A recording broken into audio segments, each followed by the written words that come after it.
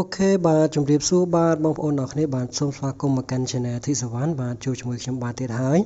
នឹងហើយជាមួយថ្ងៃនេះគឺបង្ហាញពីការបើកប្រអប់ជាមួយនឹង iPhone 12 Pro Max ដែលមានពណ៌ខៀវបាទពណ៌ខៀវបងប្អូនអរគ្នាហើយម៉ាស៊ីន 128G ណាបាទអញ្ចឹងតើមើលនៅក្នុងប្រអប់ទាំងអស់គ្នាបាទថាមានអីខ្លះបាទជាទូទៅបងប្អូនដឹងហើយថាឥឡូវគឺអត់មានអីច្រើនទេបាទឥឡូវបើកមកហើយបាទអូខេនេះយើងបើកមកគឺយើងឃើញម៉ាស៊ីនតតែម្ដងជាមួយនឹងការគ្របស៊ុំជាกระดาษបាទខាងក្រៅបាទអញ្ចឹងនេះពណ៌ខៀវបាទស្អាតមែនទែនបាទអញ្ចឹងពីមុនមកគឺខ្ញុំប្រើជាមួយនឹងពណ៌កូលប៉ុន្តែឥឡូវចង់បដូររសជាតិដាក់ពណ៌ខៀវនឹងម្ដងអូខេអញ្ចឹងយើងបើកមកយើងបកជាមួយនឹងsticker ជាกระดาษនឹងចេញមកបាទអូខេហ្នឹងហើយអញ្ចឹងទុកសិនទៅហើយយើងមកធ្វើការមើលនៅក្នុងប្រអប់អញ្ចឹងនៅក្នុងហ្នឹងគឺមានជាមួយនឹងសភៅណែនាំ sticker ហើយនឹងជើងចាក់ SIM ហើយនឹង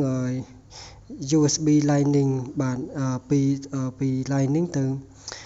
ជាប្រភេទបាទសម្រាប់ iPhone បាទតតែម្ដងណាបាទអូខេណាអញ្ចឹងយើងធ្វើការបើកម៉ាស៊ីនទាំងអស់គ្នាបាទបងប្អូនអរគ្នាណាសម្រាប់ម៉ាស៊ីនក្រោយនេះប្រើជាមួយនឹង chip ជាមួយនឹងបាទ A14 Bionic chip អញ្ចឹងវាដើរលឿនជាងមុនជាមួយនឹងការបើកបាទហ្នឹងហើយបាទពណ៌ខៀវកែមជ្រុងបាទអូខេអញ្ចឹងយើងធ្វើការសិតមុនដំបូងនេះសម្រាប់បងប្អូនទាំងអស់គ្នាក៏អាចធ្វើការសិតតាមនឹងបានអញ្ចឹងណាបាទហ្នឹងហើយអូខេហើយឥឡូវយើងធ្វើការសិតតាមនឹងមកគឺបងប្អូនអរគ្នាគឺងាយស្រួលមែនតើណាបាទហ្នឹងហើយបងប្អូនធ្វើការចុចតាមការណែនាំរបស់ខ្ញុំនឹងមកហ្នឹងហើយ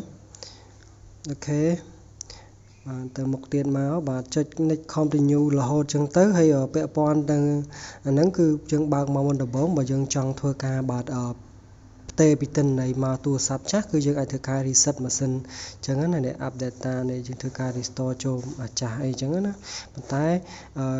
ខ្ញុំខ្ជិល restore មកវិញព្រោះដល់វាពេលដែល restore អញ្ចឹងទៅវាដើរវាយូរអញ្ចឹងណាបាទអូខេឥឡូវយើងចូលមក screen បាទ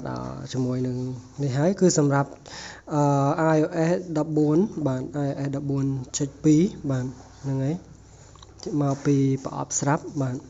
នេះគឺពណ៌ម្យ៉ាងដែរបងប្អូនអរគ្នាគឺពណ៌ខៀវណាបាទគឺពណ៌ខៀវ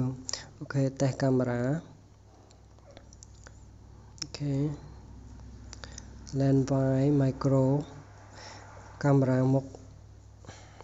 អូខេបាទហ្នឹងហើយប៉ុណ្្នឹងឯងជាមួយនឹងការបើកប្រអប់បាទគឺឆ្នាំងសាអត់មានទេបាទដោយបងប្អូននឹងស្រាប់ហើយបាទឥឡូវធ្វើការប្រៀបធៀបទំហំជាមួយនឹង iPhone 11 Pro Max ណាបាទអញ្ចឹងគឺឃើញ iPhone 12 Pro Max គឺវាមានធំជាងបាទដោយសារអីទំហំក្រង់វា 6.7 អ៊ីងណាបាទហើយគឺមានជាមួយនឹងកាមេរ៉ា3 LiDAR sensor 1 mic ហើយនឹង flash ដែលលក្ខណៈមួយគឺវាធំបាទនិយាយមុនមកវានិយាយរួមមកគឺវាក្លោតជាងមុនអញ្ចឹងណាបាទហ្នឹងហើយយើងជ្រុងបាទហើយបាទឃើញលក្ខណៈមួយបាទបងប្អូនអ្នកគ្នាបាទឃើញឆកឃើញអញ្ចឹងមានតែប៉ុណ្្នឹងឯងបាទជាមួយនឹងការបើកប្រអប់ព្រោះពាក់ព័ន្ធទៅលើកម្មវិធីអីគឺវាដូចគ្នាទាំងអស់ហើយជាមួយនឹង iOS គឺ14គឺវាអត់មានអាប់ដេតអី